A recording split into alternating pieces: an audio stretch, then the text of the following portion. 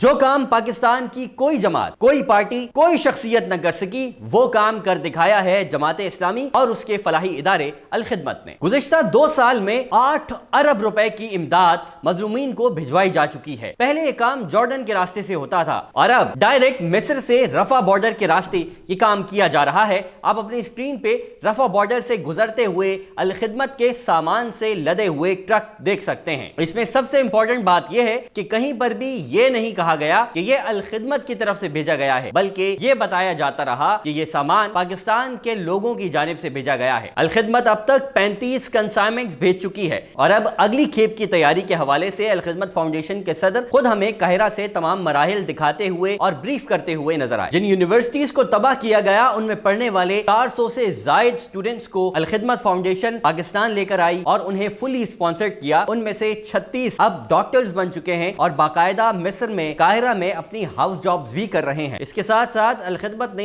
1 لاکھ افراد کے رہنے، ان کے کھانے پینے کا بندوبست مصر میں ہی کیا ہوا ہے۔ ساتھ ہی ساتھ مکمل طور پر متاثرہ آبادیوں کے مظلومین کے لیے انہی کے علاقوں میں جا کر تازہ پکے ہوئے کھانے، پینے کے صاف پانی کی سہولیات اور میڈیکل یا فرسٹ ایڈ کی سہولیات بھی ان کے کیمپس تک پہنچائی گئی ہیں۔ اس میں دوسری اہم بات یہ ہے کہ ایک طرف تو جماعت اسلامی الخدمت کے ذریعے یہ کام کرتی رہی، دوسری جانب پورے پاکستان کے اندر لوگوں کو بھی اس کاز کے لیے موبلائز کیا گیا۔ 2 سال کے عرصے میں مختلف مواقعوں پہ پاکستان کے مختلف شہروں میں بڑے بڑے مارچز کیے گئے اور لوگوں کو اس کاز کے لیے فلی ایکٹیو رکھا گیا۔ اور صرف یہی نہیں بلکہ جماعت اسلامی مظلومین کی قیادت سے بھی متواتر رابطے میں رہی۔ اس طرح سے جماعت اسلامی نے پورے پاکستان کی طرف سے اس کاز کے لیے اپنا تینوں محاذوں پر حق ادا کیا اور پاکستان میں دوسری کوئی جماعت، کوئی قیادت، کوئی شخصیت ایسی نہ تھی جو کہیں دور بھی جماعت اسلامی کے مقابلے میں ہمیں کھڑی ہوتی نظر آئی۔ اور یہاں ہمیں بوائیکاٹ کے لیے کی جانے والی جماعت اسلامی کی بیک ٹو بیک کیمپینز، جس کے اندر میرا برانڈ پاکستان بھی شامل ہے، وہ بھی یاد رکھنا چاہیے۔ جماعت اسلامی نے یہ سارے کام کر کے جہاں ہمیں مظلومین کے سامنے رسوا ہونے سے بچایا، وہیں پوری قوم کا سر امت مسلمہ اور پوری دنیا کے سامنے فخر سے بلند کیا۔